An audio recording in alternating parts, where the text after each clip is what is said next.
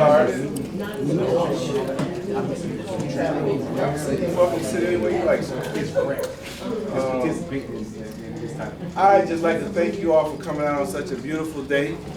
On behalf of Women's History Month, the purpose of this program is to acknowledge and celebrate the fact that this month, March is always set aside for Women's History Month, to acknowledge all the great contributions of women throughout history. And today I thought what would be a great way to do that would be by having these two lovely ladies here. Sass is Sharon Ann Smith and Miss Teresa Noni Charles. They have extensive travel experiences throughout Africa, Brazil, and other places. Sass, along with his brother here, Bomani, he's the guy that really runs the group, and they work together. They go to Ghana quite often. And Teresa here, she goes to Ghana and Brazil and several different other places as well. So they're here to share their information and also listen to anybody in the audience who would like to share their experiences with traveling abroad, and to encourage our people to do things like get passports and expand your horizons, as opposed to just going from one major city to another in the United States. Let's go to some other places where our people are. We're everywhere. Brazil, Cuba, anyway, the diaspora is very vast. Everybody knows that. I'm talking to the choir, I know. So anyhow, I'm gonna go ahead and relinquish the floor and just say thank you all for coming. And on behalf of our director, Mr. Michael. Where's my last name? Hickman. I know it. I know. Michael Hickman and our staff, thank you all for coming out. And last thing I'd like to say is we try to do programs of this nature throughout the year. If anybody loves poetry or likes poets, and can I get a raise show of hands of how many people like poetry or whatever? We're having a poetry program on April 2nd. So we'd like for you to come back and encourage your friends and other people to come back as well. And if Mr. Felton, he has a group that does poetry. He's going to bring his group in, and we're going to do some great poetry for you, all right? Thank you all. Have a good day. That's Mr. Omani Robinson. And I would like to encourage everybody to get one of these forms before leaving. I'm going to leave it right by the door where you sign in. If you didn't sign in, please sign in, because that's like our collateral. That's how we pay money and whatever. We don't. Not all our programs are free, but by having people who sign in on the sheets, we send that downtown, and people are like, yes, people did come, so we can continue to do programs. If you don't sign in, it's like nobody ever came. Okay. So before you leave, I'm going to leave these evaluations here. Please pick up one and fill them out, because they need to be sent down there as well. Okay. Thank you. Thank you. Thank you, Omani.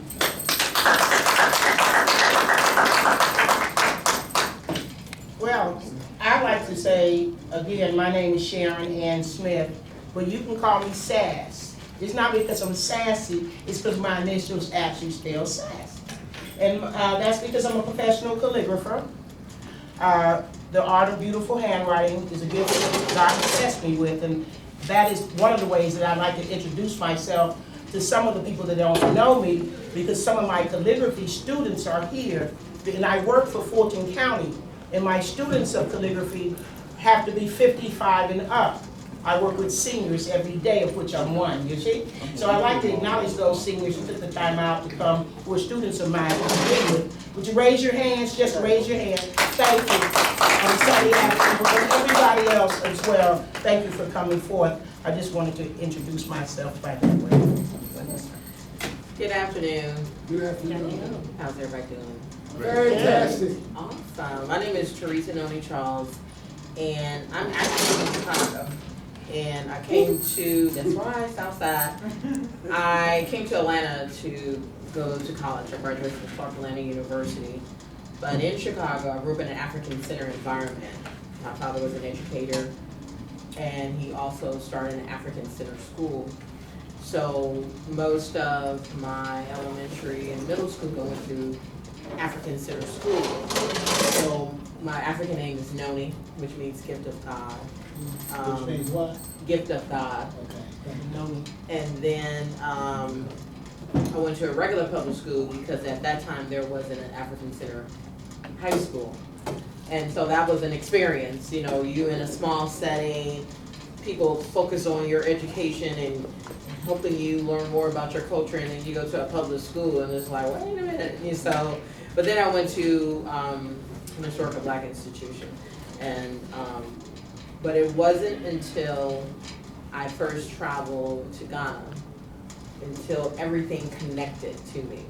So when you grow up in an environment like we celebrate Kwanzaa in Chicago, there was just a lot of, you know, African-centered events going on, and you entrenched in it, you know. But until I actually traveled, is when it all connected. My dad, he's traveled to, you know, a variety of countries, and he, when he would go to Ghana, he would bring back all these things that even though I was in Atlanta, I might come up and I might go shopping. Oh, let me get this, and you know, one time he said, you need to go and get your own stuff. And so, at that time, my godfather, who was my dad's best friend, was being installed as a sub-chief, which is where, and I don't know if everyone might have seen this whole process where it's called a Durbar. And so the chief of the village, and they dress in the African garb, all the gold, and the whole community comes out, and they lift them on palanquins. Well, as a sub-chief, you find a lot of African Americans who've done a lot of work in the country that they want to invite them to be installed as, you know, as chief. So he was the chief of education. And so this was a very high honor. And so like everybody, and my godfather, he was Kofi Lamonte, he was past president of Fort Valley and Southern University, and a variety. He also had started African Center School. So it was this community of people, like-minded people. So my dad's like, well, you know, you're gonna come, you can come with me. So we organized a rites of passage tour at that time. And so this was in '99. But like I said, it wasn't until I traveled, all the things I learned growing up and how it all connected. And so part of today is kind of share, if you've been to Ghana or Africa, or you aspire to go, it's just understanding that once you set foot on that soul, you know, we can all read about it, we can see the pictures, and people can share their stories.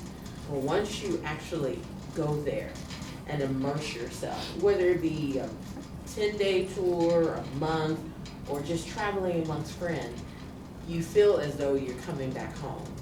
And during that experience, you know, we had our group, and my godfather had his group. My dad was part of the ceremony, my other godfather, so they all were dressed in their garb.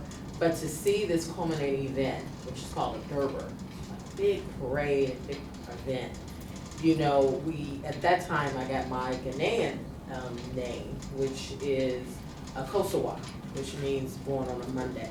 And so you also learn about the traditions, and they had their own naming ceremony. And it was when you see, and I wish I brought all my pictures, I know Sash has all the books, but I didn't bring like all the pictures to really see the young girls. They dressed up in their outfits, which is part of their rites. And then the men, and then they have them on the palanquins, and then they do the dance as they're on the palanquins, and you have these huge drums and they're beating. And so to see that with the, you know, the regalia, it's like, wow, you know, it makes you really wonder, why do history and TV and movies portray us, you know, in this other light? And when you go there and you see them, you know, representing their culture and the pride, you know, even how they dress with the men, how they dress the fabric, it represents something. And the queen mothers, how they have just equal power as the men, and they dress, you know, the fabric in a certain way. And it just like makes you so proud. You're just like, wow, we do come from kings and queens. You know, people might tell you that, but when you see it, that's when you really believe it. Mm-hmm. So that was my initial experience. And at that time, I fell in love with the country. I fell in love with the spirit of the people. Because even though at that time you still find people in the rural areas, they don't have as much as people in the city. And at that time, you found a lot of people in the city may not have a cell phone, or everybody may not been able to afford a car, which is very different from today. Because today, everybody got a cell phone. It's like everybody drives a car. So they become more westernized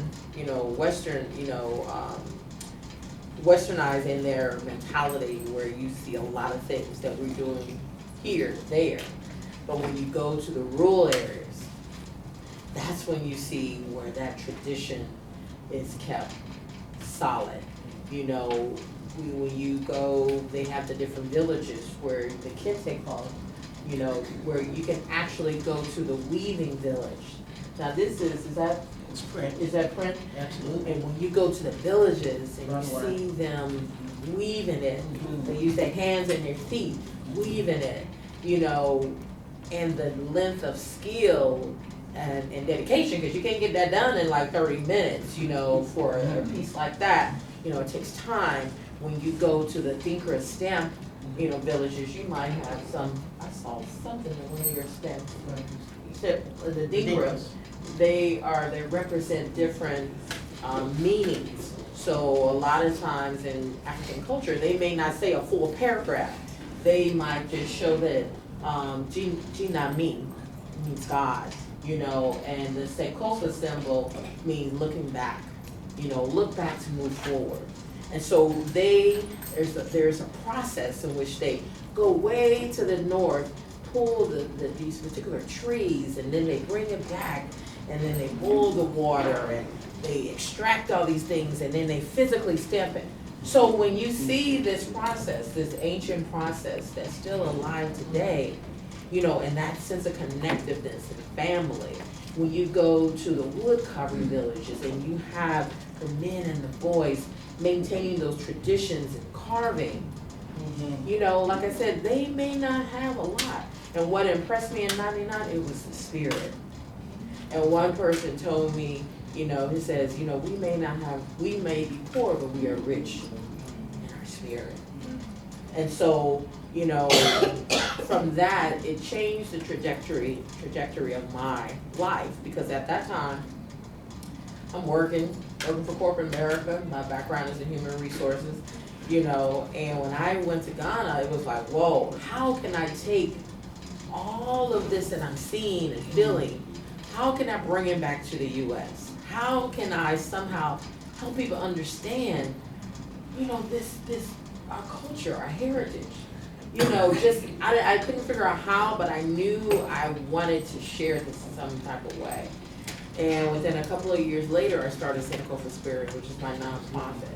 And it first started off as an informational resource. It was like, people just need to know these things. So I would put out newsletters and just share information about our culture, primarily Ghana. And then I stumbled upon the Gullah Geechee culture. And then that became the informational resource on that. And then when I learned how it connects, the Gullah Geechee culture right on the coast of Georgia, south in the Carolinas, and how we talk about the diaspora, that's just right in our back door, but that connection to Africa. So it started off as an information resource, and then I was helping to plan trips to the Gullah Geechee coast and to Ghana.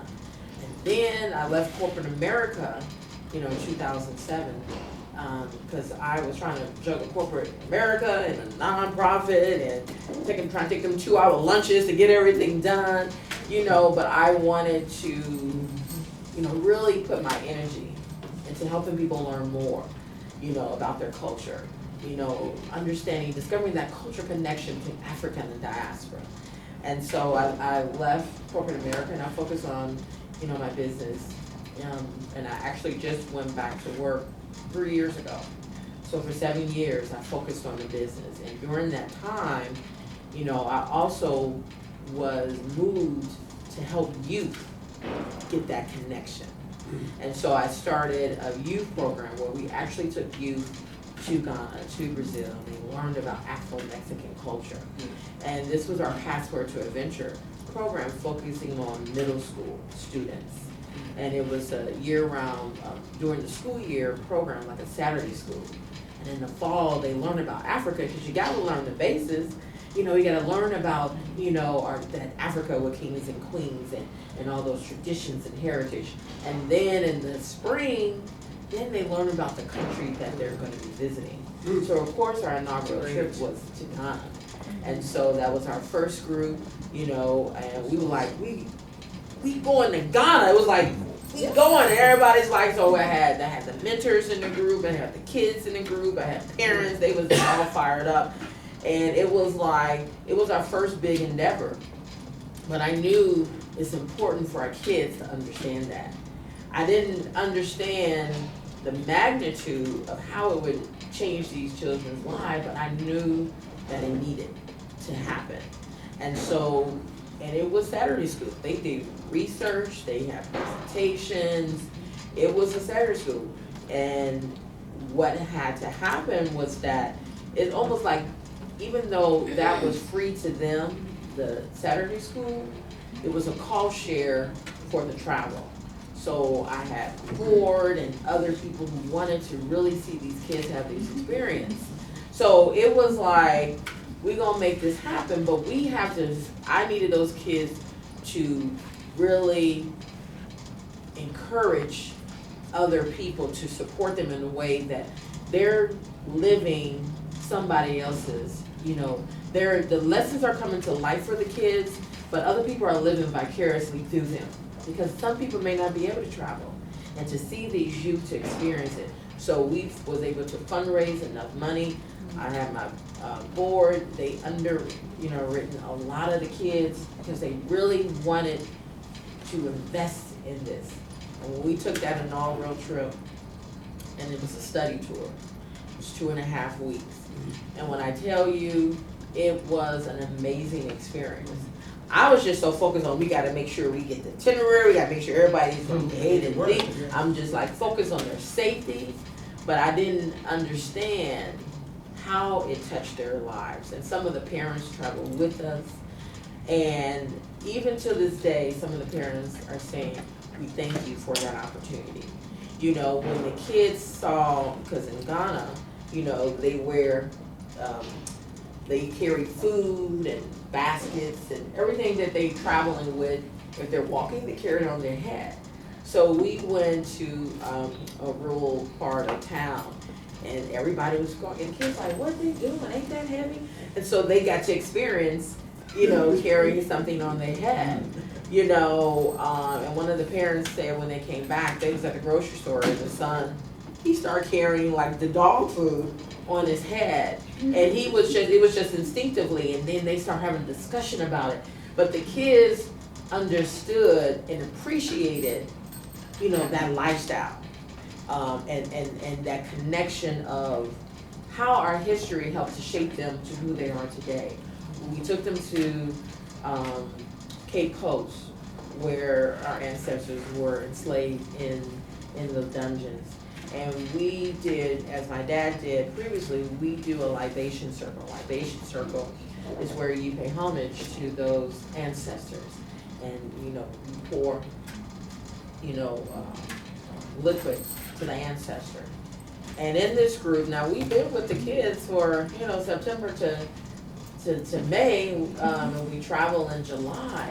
But this, and we talked about the Middle Passage. And I said on this particular, when we went to that, to the dungeons, you know, every time we would travel, I would kind of help to remember we talked about that, and trying to, you know, help jar memory. But that day I said, I'm not gonna say anything. We went to the dungeon, Elmina, the female dungeon, the male dungeon, and we did our libation circle in the female dungeon. And I didn't say anything as far as trying to remember, but one of my, she was a mentor and she was a parent. She led the libation. And I tell you, it wasn't a dry cheer in our circle. and the kids, so, you know, you call out the name of an ancestor, you know, whether it's your own or it's just someone, you know, you want to pay homage to, you know, whether they're famous or not. But then the kids just start sharing. And one kid, she talked about being adopted. We didn't even know. Like I said, we was with them from September to May, but somehow the spirit moved her. She paid homage to, you know, to the birth parents. But it was, when we left out of the room, it was a very peaceful and serene experience.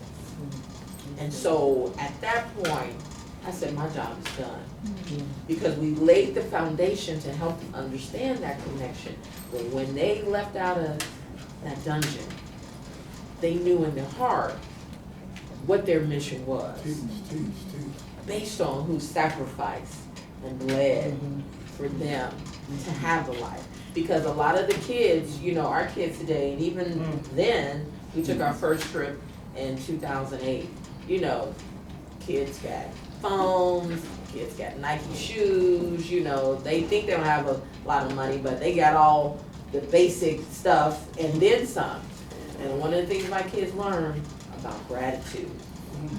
They learned about gratitude when they went to Ghana, because when they saw other kids who had less than them, it made them rethink, well, my life is not as bad. I don't may not have the latest gym shoes, but these folks walking around here with holes in their shoes or no shoes at all.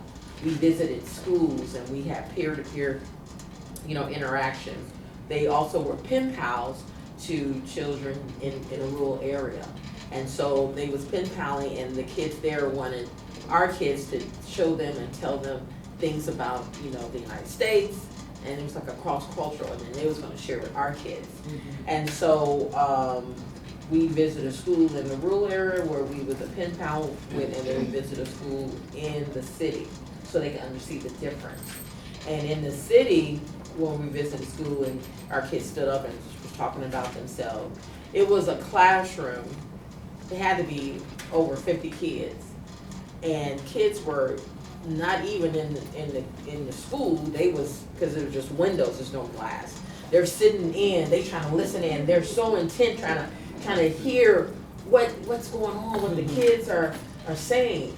And so they was like, show us something, and the kids, they showed them some dances, and then the Ghanaian kids showed them some dances. But they were so interested in just hearing about our kids.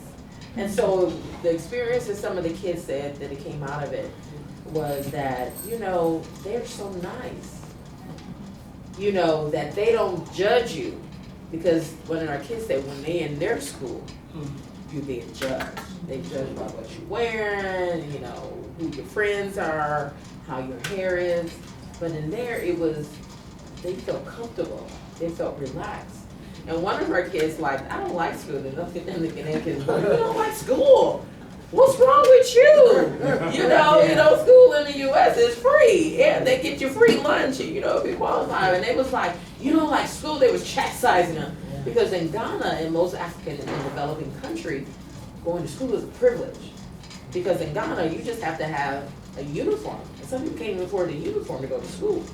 That's all you really need to go to school. Where in the U.S., you just live in that district and automatically education is free.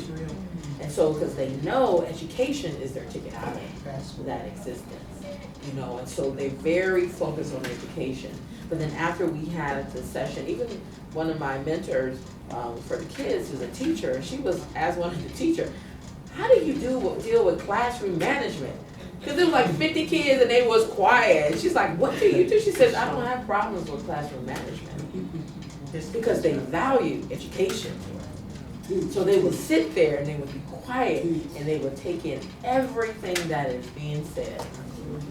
And so afterwards, the kids, they was all intermingling and we were playing games. And some of the younger kids, they didn't speak English very well. And also one of the ways, you know, one of the ways you can tell someone can speak English is how much schooling they have. You know, how able they are to really to articulate. But it was a younger one, the younger kids and our younger kids, and they just start playing these games. And they didn't, and our kids didn't know what they were saying, but everybody was just smiling, they were playing games, and they're following along. But they had a great time, you know, and then our adults, the mentors and the parents, they playing soccer with, I mean, everybody was just, you know, and so that was in the city. And then in the rural areas where they had their pen pals, you know, where they taught, our kids taught classes, you know, about the things in the US, and their kids, you know, showed our kids things. But, you know, apparently, you know, when it came time, we had a homestay, and then there's supposed to be, you know, this celebration. But word got to me like the day before that it just wasn't like we just gonna all get together. The Ghanaian kids, this was a production for them. I mean, they said the whole village is coming out. They got, I mean, I was like, and then they was like, we gonna do plays and skits and dance. And I was like, oh, we will not be shown out. We came without a little bit, but they was like a production. And so we was like, we gonna challenge ourselves to learn this song in a Ghanaian language.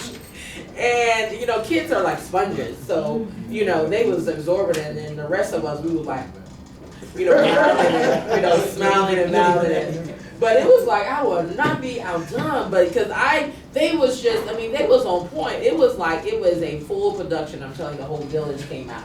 But it was an exciting experience because some of the lessons that was learned, it was not only that you're going and you learn about your culture, but it was about development, youth development, you know, because they're kids. And so they learned about gratitude, they learned about leadership, because as part of the performance, the kids, Ghanaian kids, wanted to see them do some of the dances, the U.S. dances.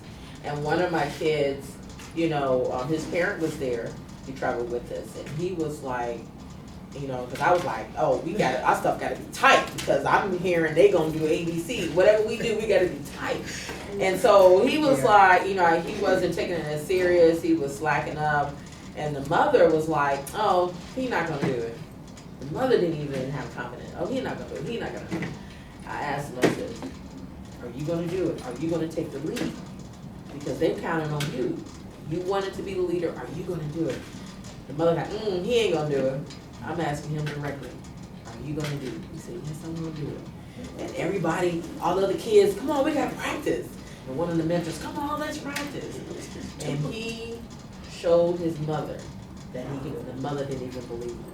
When I told you they did that performance, he led them to, I felt as a victory, because he overcame himself. He was trying to be really silly, and his mother didn't have the confidence in him, and he took that lead, and they knocked it out of the box. So it was a study tour, but it was about, you know, developing capable leaders. And when they came back, you know, we had a forum where they was able to share their experiences, and the little girl who talked about being adopted, she talked about all the things that she learned and she took away from it, you know. And then, like I said, I have parents way after the fact, you know, as they dialogue with their kids, you know, bringing up certain memory and how they appreciate just that opportunity for them to be exposed to that. Because a lot of our kids, they may not even be able to travel out of the neighborhood. They may not even be able to travel downtown. Only thing they know is their immediate community. You know, they might go to the grandmother's house in Alabama, you know, or Indiana, but to travel abroad. One of my kids, she was the youngest one. She'd never even been on a plane. So to have that experience, to go to another country, you know, where some adults may not be able to do it, was just, you know, an awesome. So I know I'm going a little bit too long, but I wanted just to share, you know, why it is important to travel, period, but why it's important to travel to reconnect with our culture. And so Africa, you know, we all originated, we're all people of African descent. And so I tell people, we was all on the same boat, but we all got off at different stops. So some people got off at the Caribbean, some people got off at Belize, somebody went to different places. So the diaspora is beyond Africa. I just found out a few years ago that Amsterdam was one of the largest slave ports. And they even got a monument that people don't even know.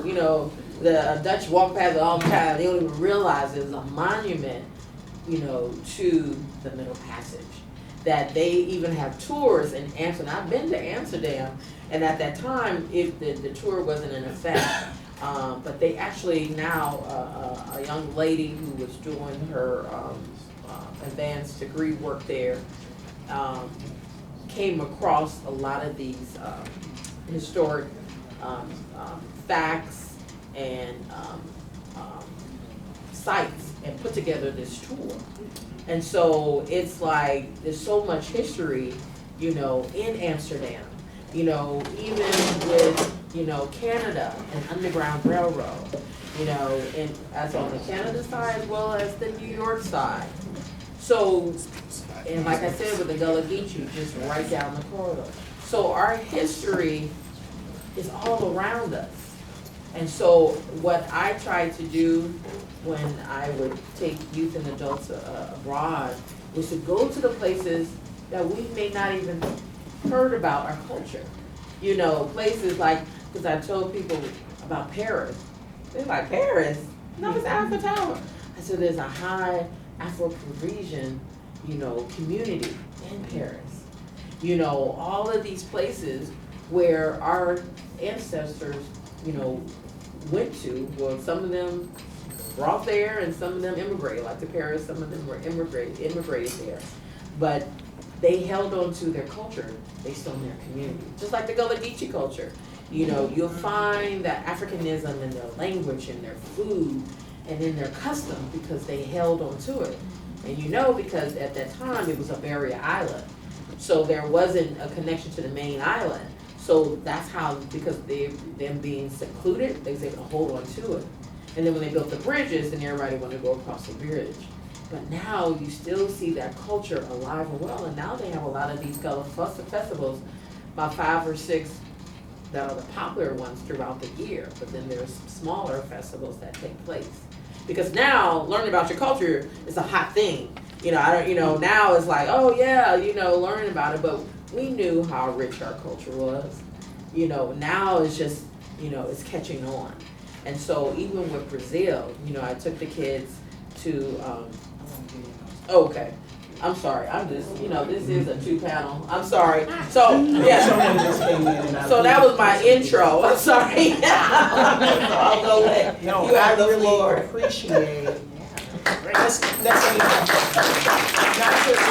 not to stop, to integrate. We're building. And Teresa, you're amazing. I know this sister from mostly from social media, Facebook, but I also knew about the Gullah Geechee tours. It's important to note the broad and vast area, but I connected multiple dots. And we want you to share in this conversation too. This is not a lecture, this is an interactive activity that we're building, and everybody is here by divine appointment. Give yourselves a hand for preaching your divine appointment. Even if you have to ease out as we're building. It's most important to acknowledge that what we've heard thus far is really educating me in areas that I wasn't as aware of.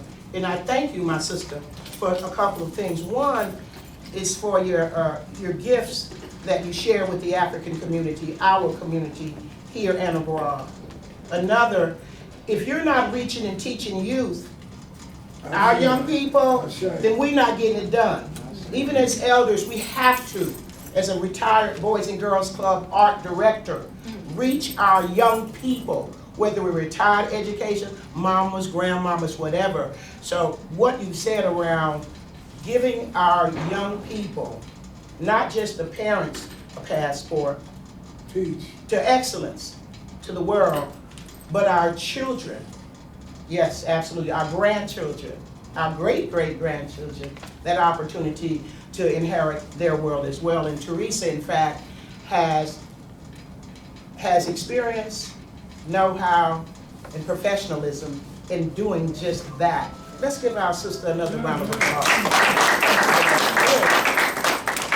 just wanted to Thank take this moment to acknowledge our living history here, Miss Anna Swanson. John Henry Clark in spreading the history and the good news about our people throughout the world. And we just want to acknowledge that we have history in the room with us. So, Absolutely. if you don't know, let's just make sure.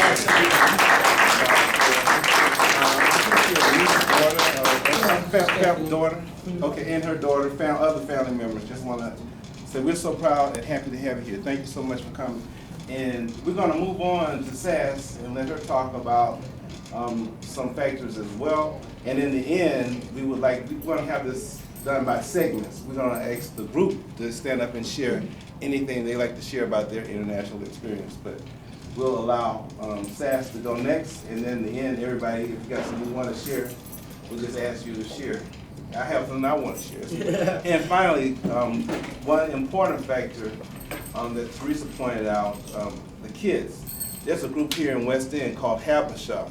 They take kids and they have them work in gardens and create food for sale and whatever, and they earn their income to go to Ghana. And they don't go like as tourists, they go as, you know, like to expose them, as she's saying, to our culture. It's not like them and us, it's all of us together. And oftentimes they go to rural areas, not urban areas, and view people as tourists. They go there to the villages and live in the villages and help people grow and plant, and they learn about the cultures as well. So if you have kids or you know some young people that you would like to be involved in that program, try to contact Habasha. They're online and they'll tell you about how you can get involved or involve kids to do something like that. Spell that. Habesha. Habasha, you can have this one and get the information. Okay, she's got that. I should have known she had that Do covered. you have any more of those? She has some. She'll have some out of the end.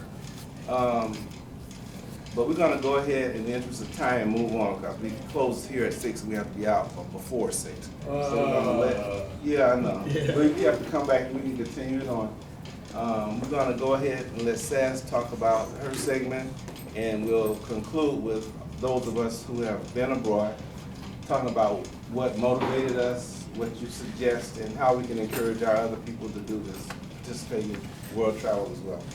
Okay, we'll take the floor, please. Thank you, Teresa. That was very good. I truly am inspired just by the community that's taking the time to show out, and this will continue. This is not just a one-time thing. It's a conversation that is emerging, and it's energy that's emerging, and we're gaining momentum, and this is what this is. So we'll see where it takes us. So by all means, family, if there's someone's energy that you're feeling that you don't know, you want to make sure you exchange information, get their digits, etc. We're building, and again, it's no coincidences. I know a lot of the people here, but there's some faces I don't know, and I really do want to make sure to get to know those I don't know.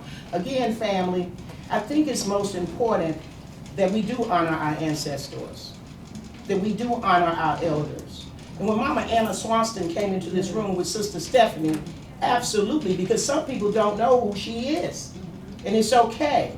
But who she is a lady in our midst who happens to be 90 years young. But beyond that, she is a historian, a scholar, one who has taken most of her life to document the history of our people in the untold pages of history, which she is still writing, and also has written and published the story of our leader, one of our greatest leaders ever here in America for African people, Dr. John Henry Clark. Do you hear me? Dr. John Henry Clark right here in Georgia. But Mama Anna and Stephanie, thank you so much. The one thing I want to say that is inspiring me, not just to travel to Africa, to Ghana, which we're going to do that, but money takes us, we go. We have experiences. We were just there November, October last year. I go for 2 weeks, I learn, I submerge. We do the things that are important for African people to do. It's not a question of if I will, it's a question of when I will. If you have it. To the door of no return. Why? Because we were snatched from there as captives and dispersed throughout all of the Americas, North, Central, South, the Caribbean, wherever. But like people say, well, I didn't leave nothing in Africa. Well, like Malcolm say, why you left your mind in Africa. That's real talk. And until we begin to get to the place individually and collectively to recognize it don't matter where we come from. As long as you are black, you are an African. We're connected to a landmass. Dr. Clark said it, Pan-Africanism or perish. Well, that's that part of the speech. I turned 65, December the 6th at 6 o'clock p.m. Eastern Standard Time. I'm Midwest too. I'm Midwest too. I got a Medicare card. What does that mean? Well, it means I've invested into the system. Teach, sister, teach, say it. I've been miseducated in this system. Teach, teach. I've been re-educated to my system. You understand what I'm saying? You understand what I'm saying, right? Yeah, in other words, family, wherever we are, it's available. It has always been available. But from the post-trauma of slavery, the post-trauma, still in the effects of that, many of us. Psychologically, we may take a chain of our brain, a link at a time. Teach, sister, teach. But I made it too. I made it back to the motherland. 1985. I had been married once, divorced once, lived life once, 31 in Louisville, Kentucky. Operation Crossroads, Africa. They sent me to Lesotho, landlocked by South Africa. I was in South Africa when Mandela was deep in Robben Island. So, I don't have to talk apartheid. I experienced apartheid. I was in there, Zambia, Lesotho, and all Zimbabwe and all that stuff, and I'm like, wowie zowie. Really? ANC, SWAPO, yeah, Southwest African People Organizing Party. The ANC when the ANC was the ANC. And it does, it shifts you. It shifts your life, your trajectory, transform you at depth. And then you can't be in Louisville no more, you gotta go to DC, to the belly of the beast. Yeah, Capitol Hill and the embassies and things that are affecting African people worldwide and things that were South Africa were concerned. Long story short, ain't no land like the motherland, so you do what you gotta do while you have to do what you gotta do. We have children, families, etc. But I sit at Mama Anna's feet. I go to Mama Anna for 25, 30 years. We've been going to million sister marches together, raising our her grandchildren, my daughter together. So what am I saying? It's like Mama Anna, I had a dream that I was supposed to go to Egypt. You know what she told me? I don't care if you have to sell your firstborn. Get there. And I did with Dr. Asa Hilliard, Nana Bafour. I got to Kemet. I've been to the Nile Valley. You understand that? It's not a dream in my mind. Give myself a hand because I took that. See, I could have thought about it in my dreams all day long. You can too. But at some point, my brothers and my sisters, you want for you what you have for yourself. Read enough books. Look at the movies. See the white folks doing it. The Asians doing it. The Latinas doing it. And African people, the Gold Coast, the motherland, that's our land. You know what I'm saying? And so when you do finally get there, for me, it's like 2 weeks at a time with Bomani. People say, you've been 5 times with Bomani? I'm like, yeah. Then I come back and go to work, save all my little senior citizen lunch money. I'll sacrifice. Put some of this aside and do that thing. In the 2 weeks, every time, Edgar, I tell you, it's like, I get my whole life out of those 2 weeks, looking across the Atlantic from the shores of Amakusis, One Africa, with Brother Shabazz making the veggie burgers over there. And then I'm looking back over here and envisioning just the day that I won't have to even return forever. And it's so beautiful because it's a season that you do what you do, but then there becomes this shift. And that's the season that we're in now. And I really feel like that's why we're here. That's why I'm here with my sister. And you came out. Why? Because a delay is not necessarily a denial. So you could do things that you force and it'd be out of season. and that would be okay, but when you become patient, and my profession of calligraphy has taught me to bring forth that patience that may have been very labored. So I'm not in a rush for anything. That's why I ride public transportation. The next train will be you won't be here. Feel me? It's divine order, it's just that. And it's taken me some places that I feel more accountable for than ever before as an elder. What am I saying? To whom much is given, much is required. My mama got to be the age I am, I thought that she could move heaven and earth, and she could. And so then I, look, this is Judith Jameson's quote. I'm tall enough to touch the sky and bold enough to try. Did you hear me? I'm tall enough to touch the sky and bold enough to try. In other words, if you want something different, do something different. And as I complete this one part, I'm not going to talk a lot about my travels and etc. You know, they're just beyond beautiful, and they're still enriching me when I look at the pictures. So I do want to share them. That's why I put them in my little suitcase, because this is called Sisters with Suitcases. And thank you, brothers, for showing up. And I pulled that suitcase with some very priceless material to share with you, that I want you to see the sisters and brothers who we know that are in Ghana. Sister Amakus, who's written the books, published the books, showed you how to make it easy for you and your family to exodus if that's a choice for you, or to have a holiday, if you like that word better. Exodus, holiday, you choose. You feel me? In other words, family, Ghana is, well, let me just say this, the whole African continent is calling us. Yeah, I hear it. And anytime Sister Girl, I'm like, May 24th, I knew I was going with Africa for the Africans. My regular little 2-week sojourn. And I love what we do in Ghana, because we refine it every time we do it. We make it better and better and better for you, because we've never been committed to mediocrity. We've always been committed to excellence. And it's a privilege and an honor to travel with Bomani in Africa for the Africans. We took 48 people there last November. 48 brothers and sisters. That was our second largest in 10 years. Give that brother a hand. That's the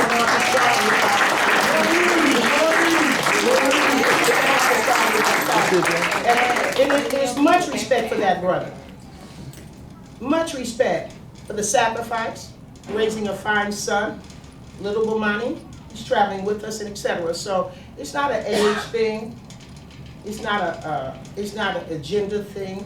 It's a consciousness thing, and it's a will thing.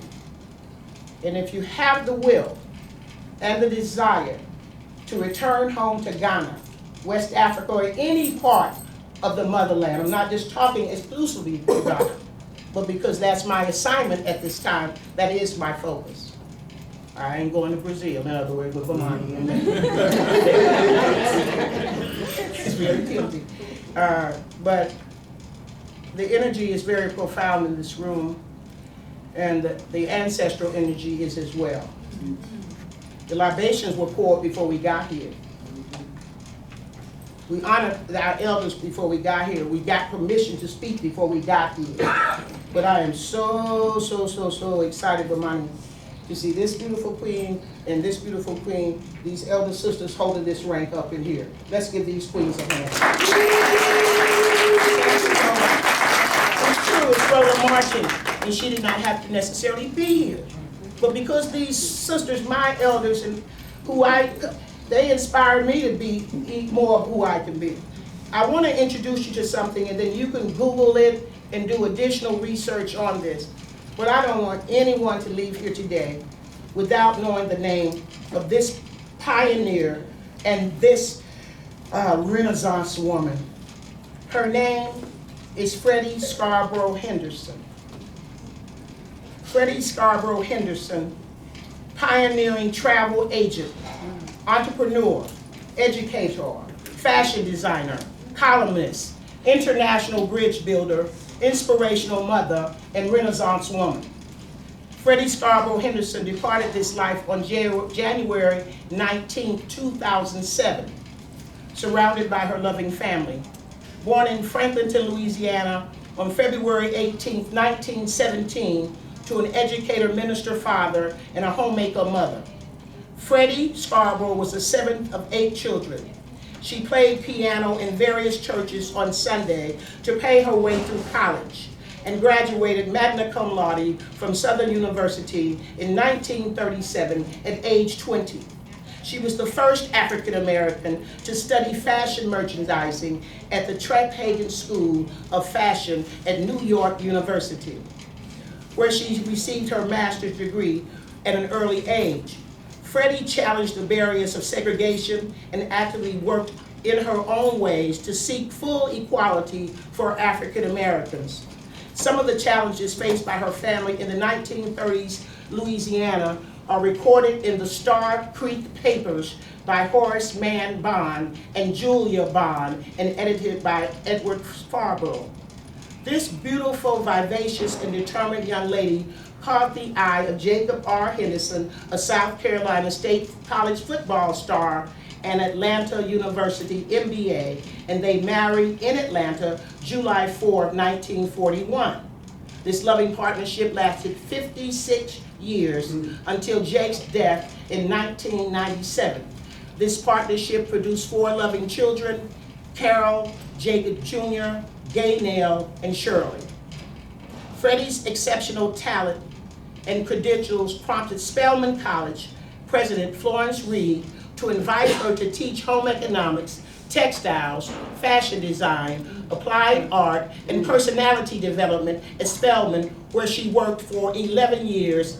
In 1949, at the suggestion of Mrs. Mary McLeod Bethune of the National Council of Negro Women, Freddy and other African American designers traveled to New York to display their custom designed dresses.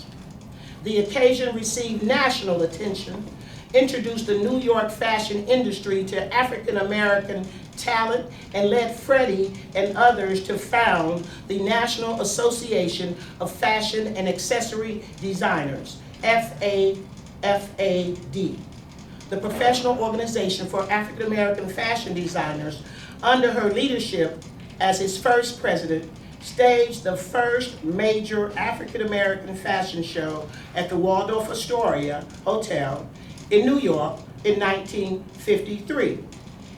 Madame Henry Bonnet, wife of the French ambassador to the United States, was so impressed with the fashion show that she invited Freddy and the NAFAD delegation to France for the fall fashion shows of Christian Dior and Chanel in Paris, and Hardy Ames of London, and the Fontana sisters in Rome, quote, utterly fabulous. In exclamation mark, end of quote, is how Freddy described her European sojourn, which included Paris cafes, art galleries, cultural sites. That experience prompted Freddy to remark that if more African Americans knew how well received they would be in Europe and how easy it was to travel overseas, she was sure that many would travel abroad. Back in Atlanta, weeks later, Freddy wrote in her diary, and I quote, please calligraphy this, calligraphy students. The farther one travels from home, that means the American Deep South, that is, the greater the feeling of integration into first-class citizenship. For the first time, I tasted freedom. I was free, and I knew it, and I had to open the door of freedoms to others, end of quote. This experience led Freddy and Jake Henderson to found Henderson Travel Service, HTS, the first full-service African-American travel agency in the United States. In 1955, the same year that Rosa Parks refused to give up her seat on the bus in Montgomery, Alabama. The goal of Henderson Travel Service was to expose African-American travelers to the freedoms abroad that they could not enjoy at home, and to introduce them to the peoples, cultures, and places of the world, just as my sister has done and is doing. Education through exposure. Quotes. Education through exposure became the motto, and cultural tours to Africa became their specialty, Bomani. HTS became the first African-American wholesale tour operator for Pan American, UTA, Air France, Air Afrique, East African Airways, Iberia, Lufthansa, and BOAC. The agency was twice awarded the Africa Trophy for Excellence in the promotion of tourism to Africa by the American Society of Travel Agents. In 1957, they broke new ground by taking the first group of African-American tourists to celebrate Ghana's independence. Do you hear me? Yes, Henderson Travel Agency. I'm getting chilly winds all over my body right now. Hallelujah. Woo. Woo, thank you. Henderson Travel Agency. Yeah, 1957, that's the year that Nkrumah became the first president of Ghana. They broke new ground by taking the first group of African-American tourists to celebrate Ghana's independence.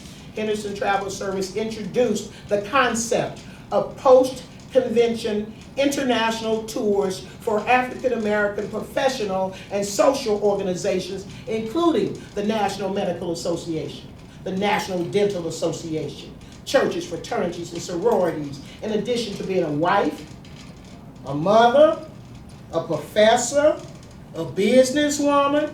Freddy found time to be a writer. She wrote a syndicated column for National Negro Press on fashion design, and later a column on travel that for 10 years appeared in 126 newspapers in the United States and Africa. Feel me? It's Women's History Month. We celebrate, right? Can't put it into just this month. In 1964, Freddy arranged the trip of Dr. Martin Luther King Jr. for his delegation to Oslo, Norway, to receive his Nobel Peace Prize, and at his request accompanied them as a member of his delegation. 10 years later, following President Richard Nixon's trip to open U.S. relations with China, she was received by Premier Chow En-lai in the Great Hall of China because of her pioneering in African travels. She was invited to be a member of the official delegation sent to China by Ethiopian Emperor His Majesty Haile Selassie. Her years of international building, building international tourism and cultural understanding made her the recipient of the 1972 and 1974 coveted Rosenbluth Award, the highest award given for excellence of the American Society of Travel Agents. She and her son Jake were the first African Americans to achieve the Certified Travel Consul designation by the Institute for Certified Travel Agents. In 1973 and 1974, Henderson Travel Service was the first travel company to be listed among the Black Enterprise list of top 100 Black businesses. In 1989, Henderson Travel Service began providing tourism development and consulting services to U.S. municipalities and African and Caribbean countries. Perhaps Freddy's greatest honor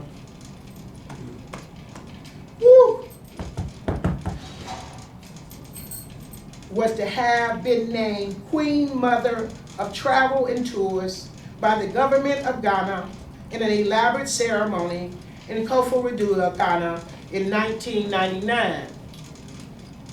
During the ceremony, she received the Paramount Chiefs decked in ceremonial gold, as you so beautifully described,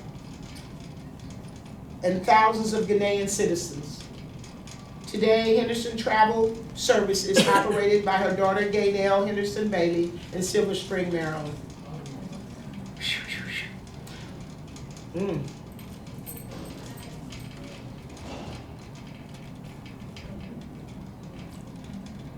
Freddy Henderson was a faithful member of First Congregational Church for over 60 years and was a member of other organizations such as the Links, Zeta Phi Beta sorority, Jack and Jills of America, the Moles. Freddy Scarborough Henderson was truly a visionary and a Renaissance woman. She was a remarkable lady who will be remembered by people all around the world for her style, her grace, her pioneering work in international travel and tourism, and her tireless effort to reconnect those of African descent with the motherland. Her commitment to improve her local community, and as a loving and caring wife, mother, sister, grandmother, and family matriarch. Her life will serve as an example of courage, dignity, and service, and perseverance for generations to come. And in closing, she is survived by her sister, Johnny Swenigan, her children, etc. And I'm not going to read all of those, but in closing this, her physical body will rest with her husband, Jake, in Southview Cemetery here in Atlanta. Her spirit will join her husband in the eternal kingdom. Ashe, Ashe, Ashe.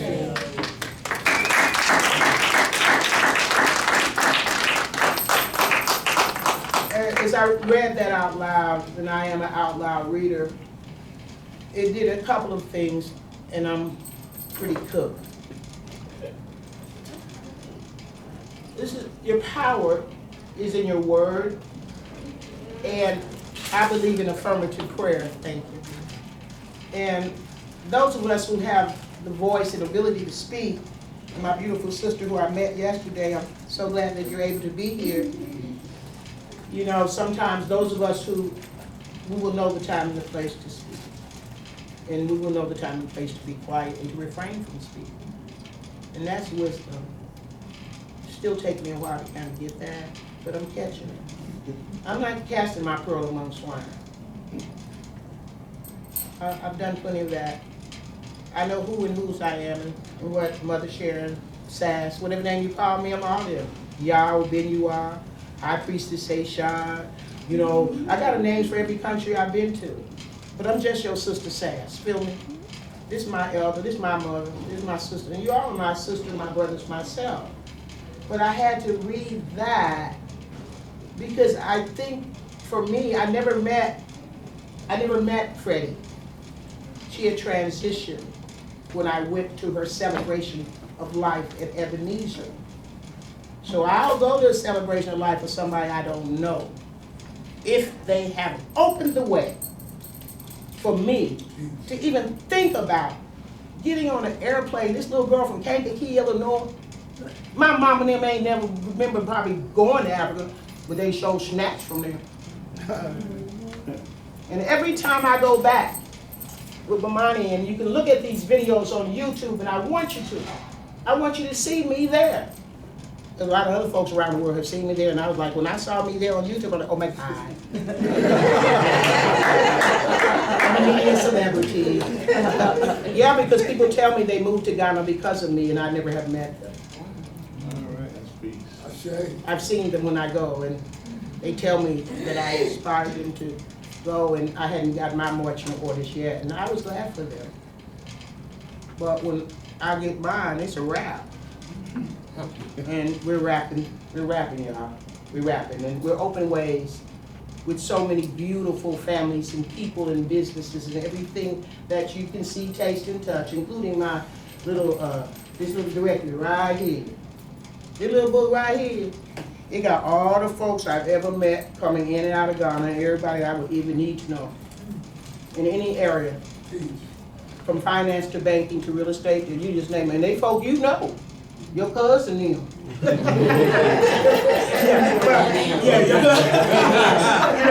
So and I'm gonna come wrap mine up, and I thank you just for your incredible listening, and I do better with any questions, and we really do want to hear about your travel things, but let me just complete and saying this, that we have a mission, a purpose, and a destiny. It's seated in me. I've always just loved anything so African. I'm an African. Don't let the drum start beating in here, it's only popping, okay? My money will tell you. It's just, I couldn't do anything to suppress my Africanness, and I would not want to. So for those of us that are here, we're at a place in our consciousness that's a very beautiful place to be, and I'm just totally acknowledging and blessing each and every one of you and your families, regardless of what your choices around travel may or may not be.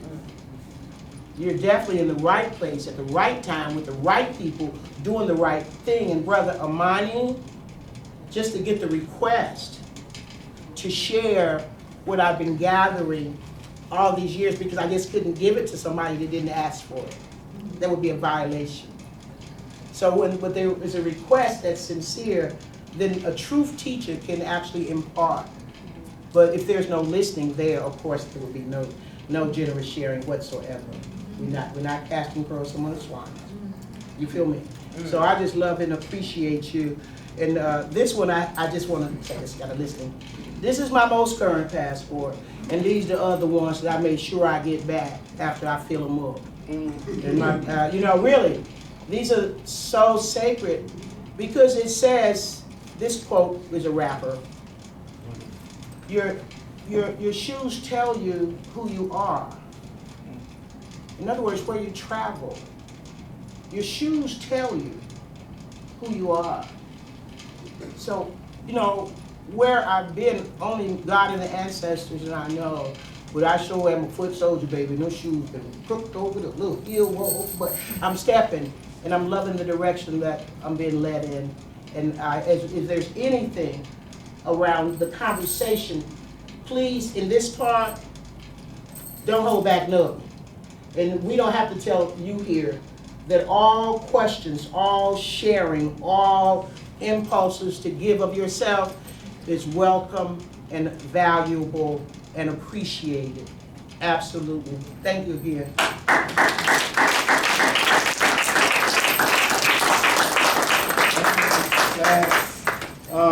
I want to remind everyone, just make sure you see these dates here. Ghana Repatriation and Investment Tours. Every May and November. May. And November. And not October, November. No, it's May and November every year. Okay, it's going to be May and November. Okay, so we'll make sure everybody's interested in going to Ghana or know somebody that has mentioned that they would like to go. Please support this. It's not going to get any better than this. Okay. And I've been to Ghana myself, and like she was saying, to combine and to emphasize what they both were saying, it's just like you feel like you went home, and they make you feel like home. And the other thing that really stood out for me is like the children. It's so sad to me to compare our children who have access to everything over here compared to the kids over there and they have nothing. I remember giving one kid a pencil and they were just so happy to have that pencil. Now, like these kids over here in America, you got to buy designer this and that and blah, blah, blah, and they treat you like that's not good enough, and I'm like, it just really hurts me, But even beyond that, what impressed me even more was the intelligence of the kids. Those kids are very bright. They're very bright. And they learn. They don't just go to school and sit in the classroom. They actually can engage you on contemporary social issues, politics. What I'm talking about children, okay? They can hold a conversation with a grown person, okay? And when they get in the classroom, they have one book. Most of them don't even have libraries. I've gone to libraries that was threadbare. There was nothing in there. But they are learning from that one book because the teacher will get in front of the room with that one book and he'll make sure that everybody gets what they need to know. They don't have all the computers and this and that, all this modern technology that our kids are taught they have to have and don't learn anything. they have the basics, but they know everything they need to know, and they make you very proud too. And I would like to conclude by saying that we as people of African descent, on this one small time period that America sets aside to honor women, I just want to say to all you women in here and all women everywhere that need to know, I'm just very proud of African women, black women, our sisters, and under duress, all the things they've had to do throughout history because of our family structures and being in an adverse situation here in America. I'm grateful, and I want to say it's not just those of us who show our Africanness through our black skin. The black woman is the mother of the human race, not just the black race. You right now? Yeah, every phenotype, the black woman on planet Earth is the only woman who can reproduce every phenotype that you see walking around on the planet Earth. And they all came from the black woman.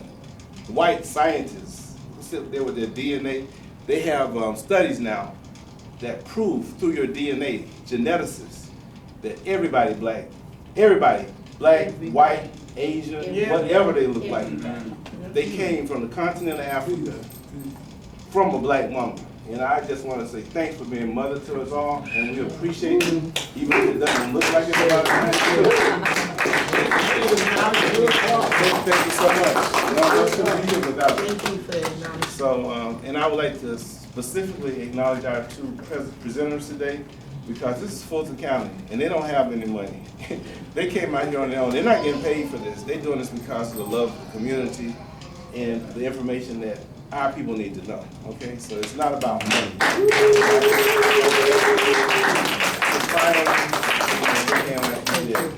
Thank you. And we're gonna start our new set. Okay, did you have something to say? Well, I want to open up and get mine out of the way.